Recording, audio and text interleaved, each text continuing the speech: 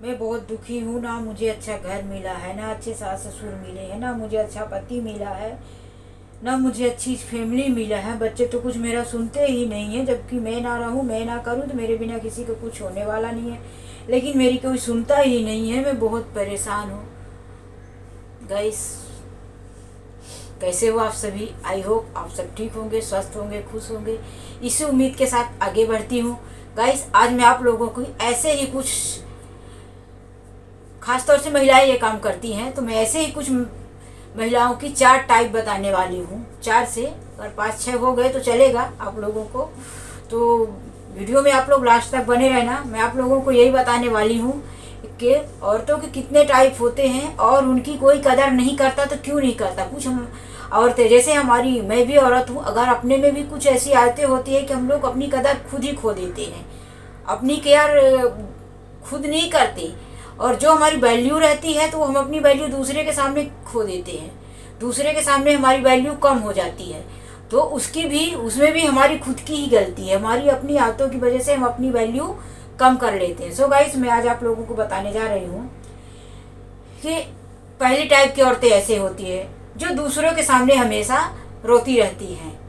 कहीं भी गई, फ्रेंड्स के बीच में बैठी या से और भी रिश्तेदारों के बीच में बैठी, तो बस एक ही बात, मैं क्या करूं, मेरा तो अच्छा पति नहीं है, मेरी अच्छी फैमिली नहीं मिली है, मेरी सास अच्छी नहीं है, मेरे जेठ देवर अच्छे नहीं है, मेरे घर के लोग अच्छे नहीं हैं, मेरा हस्बैंड भी मेरा ध्यान नहीं रखता, मेरे बच्चे मेरा नहीं सुनते, और मैं अपने घर को साफ नहीं कर पाती, मैं हमेशा बीमार रहती हूँ, मेरी तबीयत ठीक नहीं रहती। तो एक टाइप की औरत ये हो गई गाइस।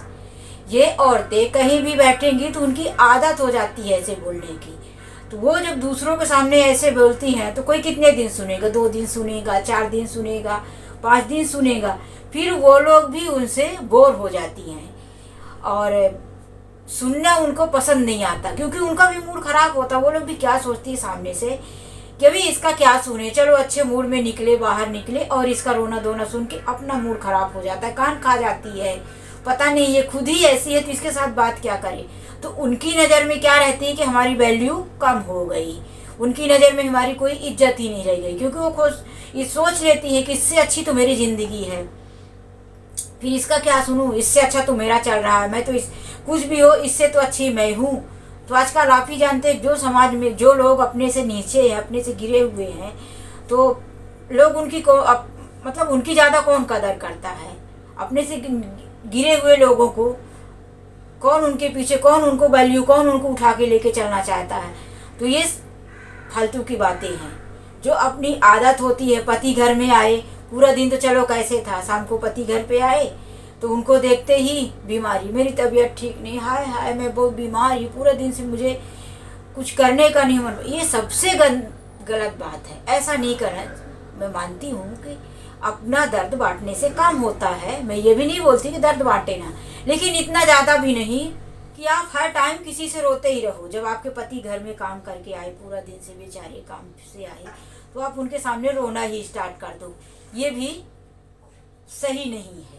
टाइम है, अगर आपको कोई प्रॉब्लम है, तकलीफ है, तो पहले उनको खाने दो, बैठने दो। ये नहीं कि खाने बैठे उसी टाइम पे रोना स्टार्ट कर दिए। तो अगर 2 रोटी की भूख है तो उसमें से भी 1 रोटी कम हो गई, तो इससे क्या होता है? कुछ तो लाभ होने वाला नहीं है, ऊपर से अपनी वैल्यू कम, और सहेलियों में, फ्रेंड्स में वैल्यू कम। तो ये चीज़ें आप आज से ही बंद कर दो, कम कर दो। मैं ये नहीं बोलती कि अपना दुख बांटो मत, लेकिन इतना ज़्यादा रोना बंद कर दो। दूसरी बात है दिखावा करना।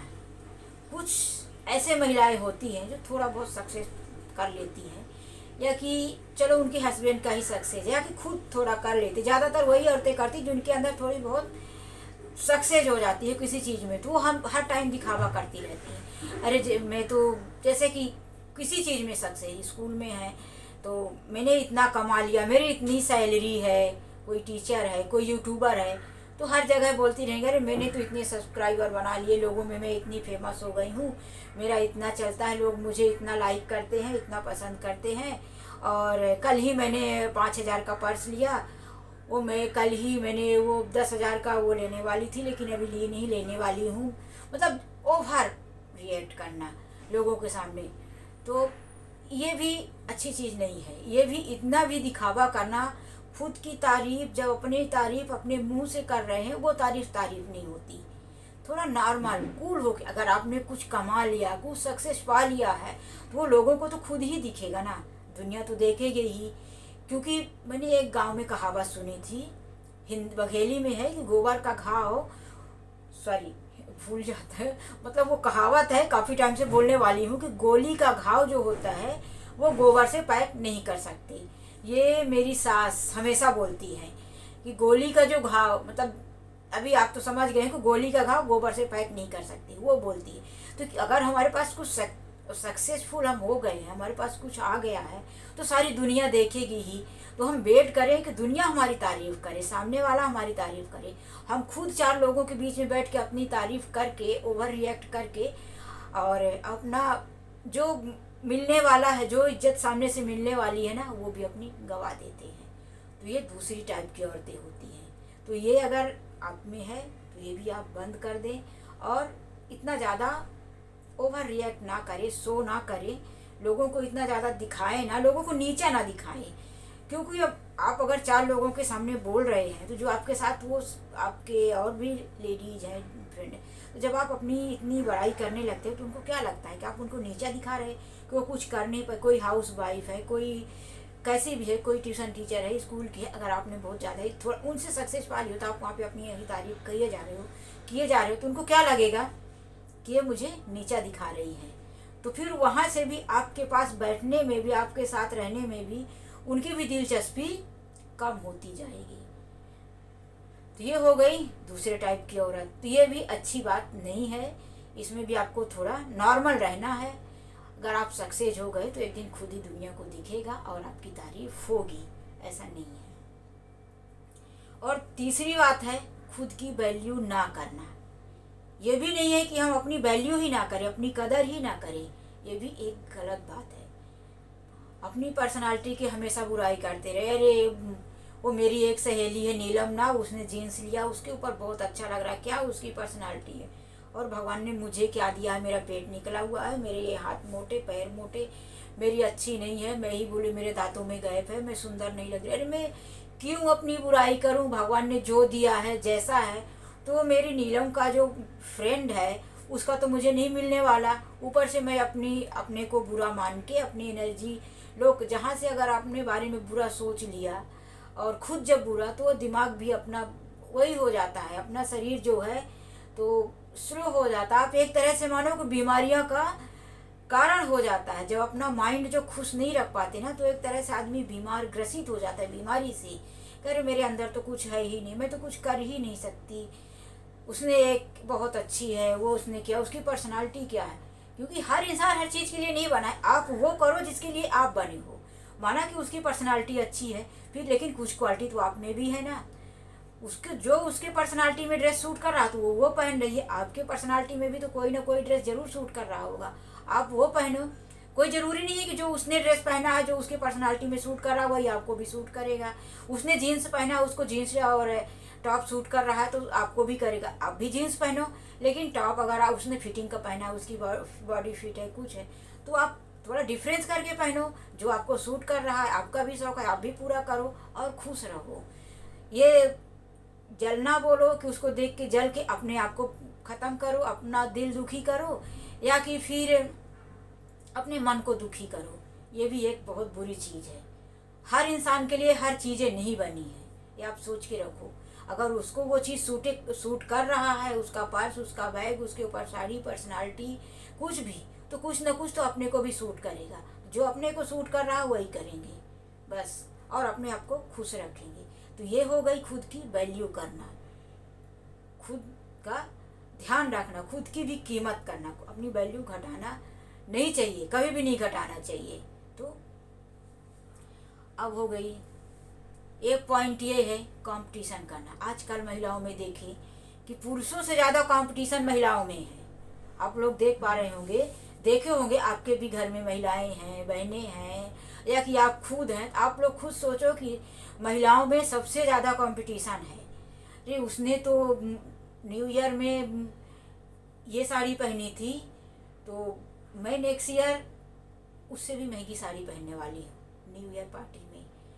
उसने शादी में, चलो मेरी सिस्टर की शादी है तो मेरी सिस्टर की शादी में जितनी रस्में आई हैं होने वाली है, तो सारी रस्मों में मेरी जो कज़न सिस्टर मेरी फ्रेंड आई थी मेरे घर पे, तो उसने सारे जो होने वाले हैं, क्या होते हैं शादी में कितने 4-5 वो होते हैं ना रिवाज होते हैं, पहले तो जयमाल होता है, फेरे होता है, द्वार पूजा होता है, तो उसने सब में 4 ड्रेस बदली। तो उसने बोल दिया कि सब में बदलने के लिए मैंने 4 ड्रेस ले लिया।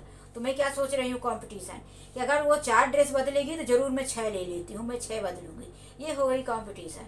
अरे उसने 4 लिए हैं तो उसको बदलने दो, 4 ड्रेस बदले, एक शादी में 4 ड्रेस बदले या 5 ड्रेस बदले, इससे कोई फ़र्क नहीं पड़ता। अगर आपको लोग जानते हैं, आपकी कीमत है, आपको समझते हैं, तो इतना ज़्यादा पैसा खर्च करने की कोई ज़रूरत नहीं है। मैं अपनी बात ही बता दे रही हूँ कि मेरे जो छोटे भाई, तो मैं भाई की शादी में बारात में गई, तो मेरे साथ मेरे मामा की लड़कियाँ और बहुत सारी जो फ्रेंड थी, सब लोगों ने पूरे, मैं जैसे कि बता रही हूँ कि द्वार पूजा में अलग साड़ी, उन्होंने साड़ी लिया, फिर अलग से ड्रेस लिया, कि जीन्स लिया, उन्होंने मतलब सारे कपड़े, अनारकली 4-5 ड्रेस ली थी। लेकिन मैं ये सोच रही थी कि भी दूसरे के घर में जाऊंगी तो कहाँ बोलूँगी कि मुझे एक रूम दो कि मैं कपड़े चेंज करूँ, फिर मेकअप चेंज करूँ, जिस कपड़े के हिसाब से जो कपड़े पहनूंगी उसके हिसाब से मुझे मेकअप भी चेंज करना पड़ेगा। बहुत टाइम की बात नहीं है, अभी 1-2 साल पहले की बात है। तो मैं वहाँ पे एक ही साड़ी पहन के गई थी कि मैं जो रात में पहनूंगी वही साड़ी पूरा दिन पूरी रात पहने रहूँगी, सारे रस्मों में मैं वही साड़ी पहने रहूँगी, मुझे चेंज करने का ही टेंशन नहीं चाहिए। और सुबह भी मैं वही साड़ी पहन के वापस घर पे आऊँगी, फिर अपने घर पे नहा धो के मुझे जो पहनना है हल्का, ऐसे हल्का कंफर्टेबल फील होने जैसा मैं कपड़े पहनूँगी। तो मैं नहीं लेके गई थी। लेकिन मेरी बहुत सारी सिस्टर हैं जो मेरे, अभी बताई कि मामा की लड़कियां हैं मेरे, और घर पे आने वाली मौसी वगैरह सब लोगों ने तो लिया था, और उन लोगों ने चेंज किया, और उनका ज़्यादा टाइम यही चेंज करने में गया। मेकअप चेंज किया, ड्रेस किया, ज्वेलरी चेंज किया, क्योंकि एक ही ड्रेस में एक ज्वेलरी, फिर साड़ी पहना है तो साड़ी में हैवी ज्वेलरी तो नहीं, वो ड्रेस चेंज किया तो ड्रेस में हैवी ज्वेलरी नहीं, जीन्स में हैवी ज्वेलरी नहीं चलता, तो ये चेंज किया। तो मैं कंपटीशन की बात बता रही हूँ, मैं अपना उदाहरण दे रही हूँ कि आप लोगों को समझ में आए। लेकिन फिर भी मैं लड़के की बहन हूँ और बड़ी बहन, तो मेरी उतनी ही इज्जत थी। यहाँ तक कि आप लोगों को बोलूँ कि लड़की की जो पिताजी हैं, तो जितनी इज्जत मेरे उस लड़के की नहीं हो रही थी, मेरे भाई की जिसकी शादी होने वाली थी, उससे ज़्यादा मेरा है। बाद में मुझे बोल भी रहे थे कि मतलब जितनी केयर सुनील की नहीं हो रही है, शादी सुनील की है, लेकिन सबसे ज़्यादा ध्यान दीदी का रखा जा रहा है। क्या बात है, दीदी में ऐसा क्या है कि सबसे ज़्यादा ध्यान दीदी का लोग रख रहे हैं और शादी सुनील की हो रही है। और इधर मतलब कपड़े चेंज करने वाले तो ठीक है, उनकी भी हो ही रही थी, ऐसी बात नहीं है, लेकिन मेरे भी इज्जत में कोई डिफरेंस नहीं आया, कोई फ़र्क नहीं आया मेरे मान सम्मान में। मेरा अच्छी तरह से मेरा सम्मान वही एक ही साड़ी में हो रहा था।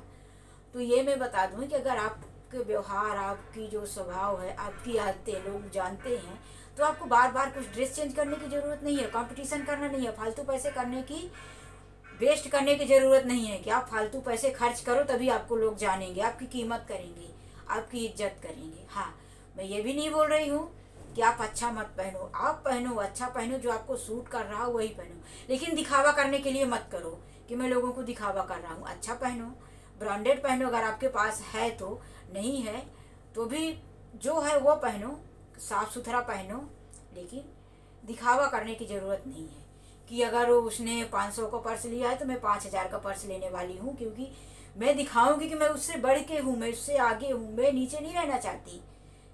क्या ज़रूरत है, 500 के पर्स में भी वही क्वालिटी दिखेगा सामने से भी, सबको थोड़ी ना कीमत, या कि अपना लेवल फंसा के थोड़ी ना चलने वाले हैं कि मैंने 5000 का पर्स लिया है, उसकी लेवल नहीं रखेंगे तो लोगों को क्या दिखता है। जो समझने वाले हैं तो अपने को समझेंगे, पर्स से क्या लेना देना, पर्स अच्छा है, क्वालिटी है, कंफर्टेबल है, अपने सामान अच्छे से आ रहे हैं और मुझे यूजफुल लग रहा है, मैं उसे अच्छी तरह से यूज कर रही हूँ तो मैं रखी हूँ। तो कुछ ये टाइप की औरतें होती हैं, तो ये भी सबसे बड़ी गलत बात है। सो गाइस, वीडियो बहुत बड़ी होती जा रही है, मैं 1-2 पॉइंट और बोल देती हूँ। और सबसे बड़ी और एक ये भी बात है कि कुछ लोग दूसरों पे, कुछ महिलाएं दूसरों पे ज़्यादा डिपेंडेंट रहती हैं, खुद की केयर करना जानती ही नहीं है। केयर का मतलब अभी जो केयर मैं बताई वो नहीं, खुद का काम खुद से करने में कितनी आलसी होती हैं। बच्चे बीमार हैं, दवा नहीं पी रहे, हस्बैंड को तुरंत बुला लेती हैं, आप आओ बच्चों को दवा पिलाओ, मुझसे ये काम नहीं हो, मुझे मार्केट जाना, मुझे थोड़े से सामान लेना, आप आओ साथ में। तो ये गलत बात है। आज के टाइम में सबको होशियार और समझदार होना, खुद पे थोड़ा निर्भर होना सीखो, डिपेंडेंट होना सीखो कि अगर बच्चे बीमार है तो मैं हॉस्पिटल लेके जा सकती हूँ। आपको एक बार डर लगेगा, 2 बार डर लगेगा, फिर आपको डर नहीं लगेगा। आप अपने आप पे डिपेंड हो जाओ कि जब मैं बार बार अपने हस्बैंड को जॉब से, अगर आपके हस्बैंड किसी के अंडर में जॉब कर रहे हैं तो आप उनकी जॉब में छुड़ा के या कि उनसे हाफ टाइम की छुट्टियां लेके, ऑफिस में छुट्टी लेके आप बुलाओगे, कितनी बार बुलाओगी आप? तो कुछ करना सीखो। मैंने बहुत सारी ऐसे पढ़ी लिखी औरतों को देखी हूँ कि जो 10th 11 12th या कि और भी पढ़ी है, लेकिन वो इतना हिम्मत नहीं कर सकती कि बच्चे बीमार है अकेले हॉस्पिटल लेके चली जाएं, बच्चों को दवा दिला दे, बच्चों को ड्रेस दिला दे, स्कूल में कुछ चीज़ है या कि स्कूल में छोटे मोटे काम है तो जाके करके आए, बस वो हस्बैंड के ऊपर ही डिपेंडेंट रहती है। ये भी सबसे गलत बात है। आप अभी से तैयार हो जाओ, अब करना सीखो। मेरी शादी जब से हुई है तब मेरे हस्बैंड को ये नहीं पता चलता कि मैं कभी स्कूल की फीस भरी हूँ, देते वही, ऐसा नहीं है कि मैं वो नहीं, काम वो करते हैं, लेकिन मैं खुद करती हूँ। बच्चे बीमार हैं, मैं उनको एक कॉल कर देती हूँ कि बच्चे की तबीयत ठीक नहीं, मैं हॉस्पिटल लेके जा रही हूँ, मैं उसका स्कूल में फॉर्म भरी हूँ, उसका एडमिशन मैं ये कर रही हूँ। कभी कभी तो उनके ध्यान से ये भी उतर जाता है कि बच्चे कौन सी क्लास में है, मेरा बेटा कौन सी क्लास में, कब उसका एग्जाम आने वाला है, कब क्या है। कभी कभी ऐसा हो जाता है। क्योंकि मैं उनको कभी उनके ऊपर इस चीज़ के लिए डिपेंडेंट नहीं हूँ। मैं घर के कोई काम के लिए उनके ऊपर डिपेंडेंट नहीं हूँ, मैं सारे काम खुद कर लेती हूँ। और मैं आप लोगों को भी बोलती हूँ कि आप लोग भी सीखो और करो, क्योंकि हस्बैंड अगर कमा के बाहर जा रहे, कमा रहे हैं तो उनके ऊपर डबल भार, बोझ जो आप समझो ये मत दो। ये हो गई। और बस वीडियो बहुत बड़ी हो रही है फ्रेंड, तो आज के लिए मैं कुछ बातें जो आप लोगों को बताई हूँ, तो अगर उनमें से आप लोग 50% भी अपनाते हो तो मुझे लगेगा कि आप लोगों ने मेरी बात मानी, आप लोगों ने मेरी बातों पे गौर किया। तो आज के लिए बस इतना ही। वीडियो अच्छी लगी हो तो लाइक शेयर ज़रूर करना, और अगर चैनल में नए हैं तो सब्सक्राइब करना और मेरी बातों पे गौर ज़रूर करना। बाय।